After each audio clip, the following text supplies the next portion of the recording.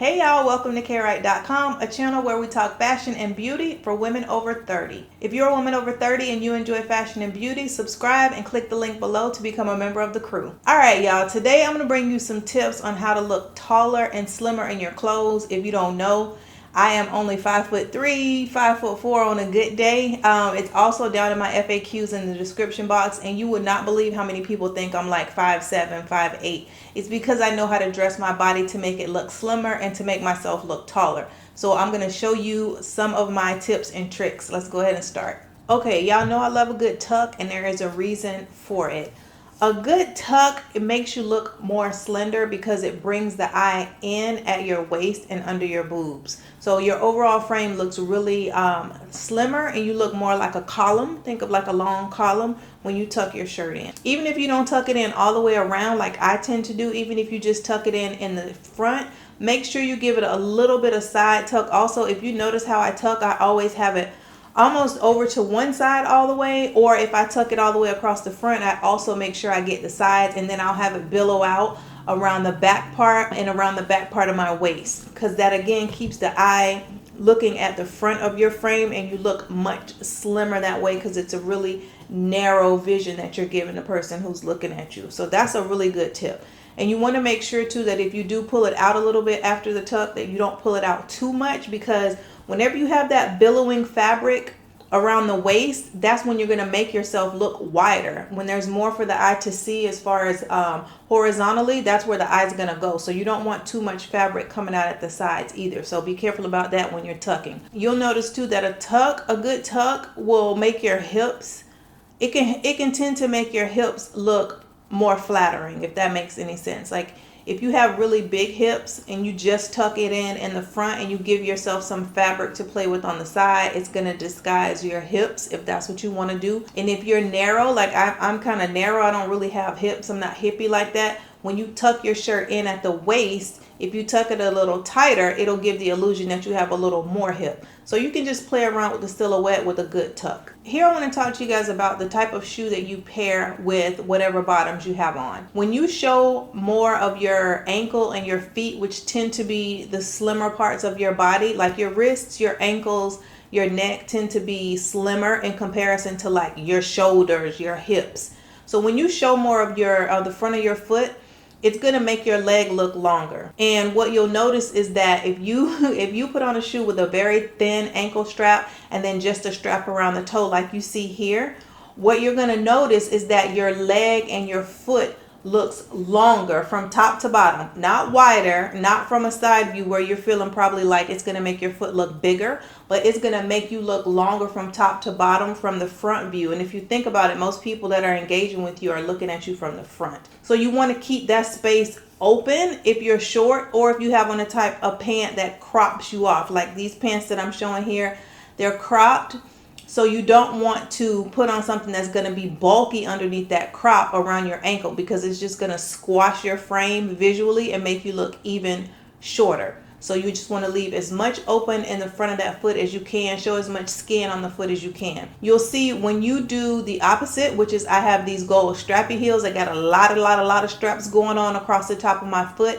It actually makes you look shorter because the eye is looking for consistency. And what happens is it sees that crop of the bottom of the pant, then you see the top of your foot, and then it breaks up the visual pattern again with all those straps going across the top of your foot. So it's going to chop you up into pieces, and you want to keep everything long and lean in one piece visually as much as you possibly can. So you want to avoid too much going on in the front of the foot. You want to show as much as you can from like the toes up to your ankle. This is a trick that if y'all pay attention, you see me do all the time. You know I hate crew neck. I hate V-necks. And part of the reason I hate a V-neck is because, for one, it shows too much boobage most times and it makes me look broad across the breast area. And the reason I like a crew neck or a mock neck is because it slims out that silhouette from your chin to where your boobs start. It gives it like a column for the eye to follow. So if you notice this mock neck that I have here in this clip, it makes my neck look longer and it makes the eye go up and down vertically in a row. And that's what you want to do. You want to prevent the eye from seeing skin horizontally, because when you show too much skin horizontally, the eye is going to look at it like this, which makes you look wider, which is not what you want.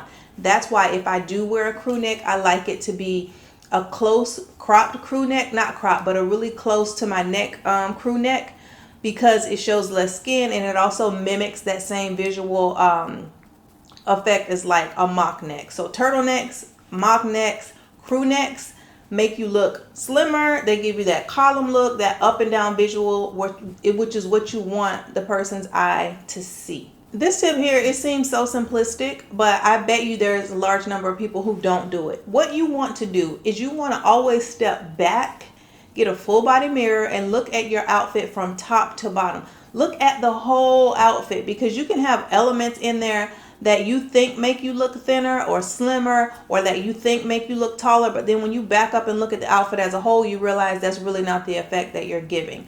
So it can also be the opposite. You can maybe not realize what things make you look slimmer or what things make you look taller. But if you look at yourself fully from head to toe, you'll be able to pick out the things that make you look slimmer and taller. And you might not know immediately, but you'll know, like some days you'll feel like, oh, I look really lean in this.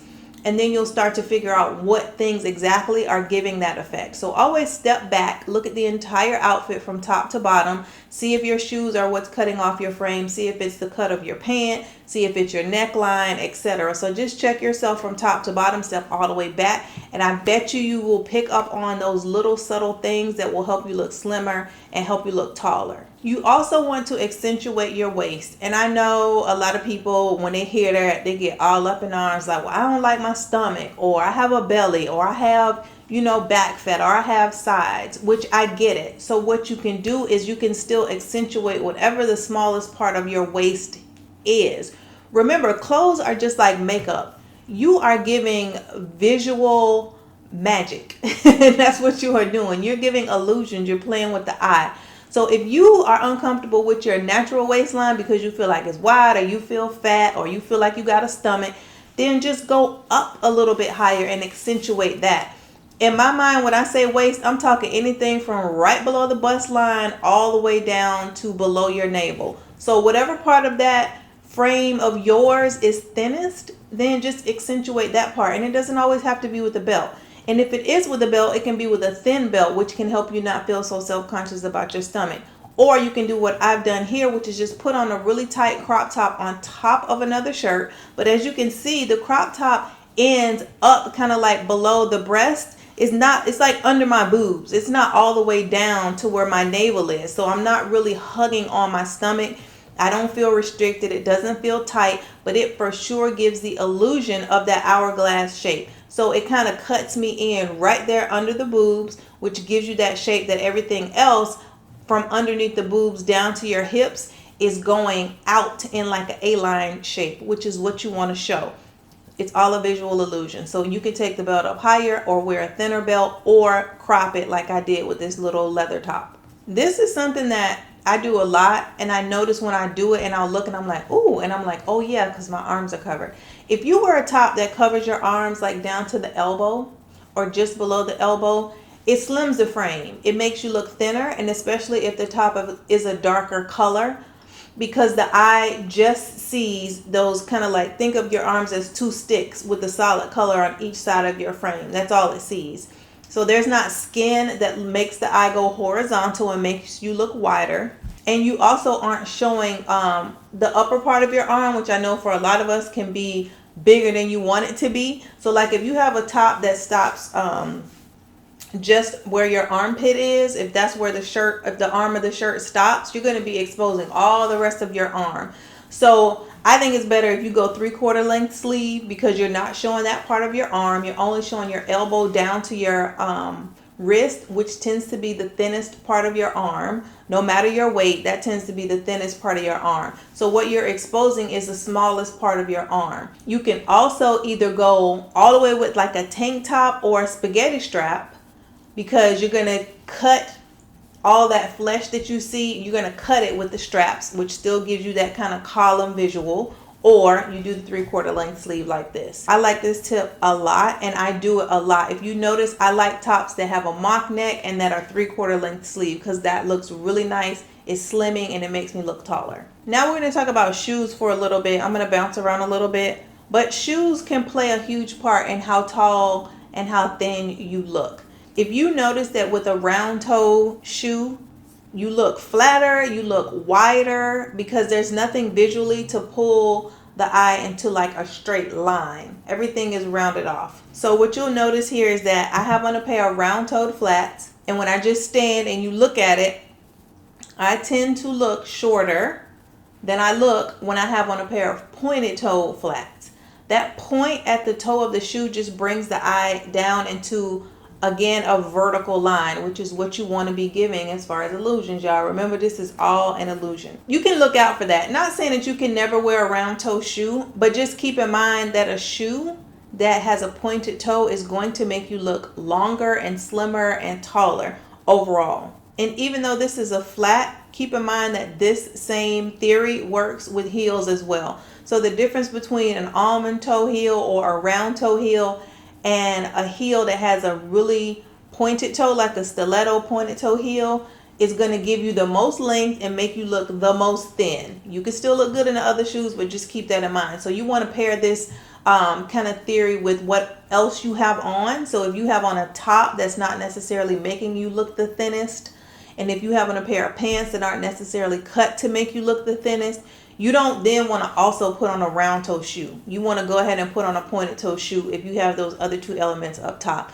so that you can balance everything out and you can get as much length out of your outfit as possible. Now we're going to talk about skirts for a quick second. Again, like I told y'all, I'm very short, but I love to wear skirts, and I like long pants. I don't wear petite clothes. And I don't wear petite clothes because I have figured out how to wear clothes that are not cut for petite women in a way that makes them look like they fit my body, which makes me look like I'm taller. So with a skirt, what you want to do is you want to make sure you have a high-waisted skirt. And when I say high-waisted, that depends on your body. High-waisted, in my opinion, means above your navel. Okay, that's kind of a general guide. And then you want to also make sure that the skirt goes below the knee. That rectangle that you just created with a high-waisted skirt that goes below the knee is going to lengthen your frame. It's going to make you look super long and tall. If you have a skirt that cuts you off above the knee, you're going to look short and dumpy. If you have a skirt that is below the knee but is also low-waisted, you're going to look short and dumpy, and you're going to look like your torso is long and the bottom of you is short and wide. That's not the illusion you want to give. Even if you are wearing an A-line skirt, make sure that it is high-waisted as you're comfortable with. And then what you want to also make sure is that it hits you below the knee. Now be careful with below the knee, because you don't want to go like below the calf, because that's a whole other type of style. But generally speaking, below the knee, above the waist. And if you really want to look tall, tuck your shirt in and put on a nice pointed toe heel. You will look pulled together and you will look super tall, and you will look super slim because you're going to look very narrow. The next tip I'm going to share with y'all is monochromes. Okay, so remember this whole kind of column effect we're going for. If you have on something that is the same color on the top as it is on the bottom, the eye is not going to get a visual break, so it's going to look longer than it is. I mean, if you took a piece of paper and you drew a black rectangle and then underneath it you drew an orange rectangle, your eye is going to stop where those two colors meet. Even though it's a long column, your eye still will separate the two pieces by color. So think of your body the same way. If you have on a white top and white bottoms, there's nowhere for the eye to break. It's just going to look at you as one long rectangular column. If you have on a top that is a different color from the bottom, or vice versa, the eye is going to break at your waistline where those two colors meet. So just keep that in mind. And you can do monochrome whatever color you want. Black on black, white on white, red on red, pink on pink. If the shades are even super similar, you can still get away with it because the eye is not going to have enough of a differentiation between shades to break. So it's still going to look at you as one long column. You're still going to look thin. You're still going to look taller. You'll see here when I put on this very contrasting shirt in comparison to a pair of white pants, you see where the eye stops. Your eye will look at my face. You're looking down. You see my shirt, and then boom, your eye is going to stop and cut me off right where that shirt is tucked into the pants. And then you're going to finish going down the silhouette. So you can see the difference between all white, you know, top and bottom, and then the difference between a contrasting top and a contrasting bottom. So just keep that in mind. I'm not saying you can't ever wear two different colors. Obviously you can. But if you are trying to focus on length and slimming and you're putting an outfit together, just keep that in mind. These are just little tips that are going to help you get the look that you want to get.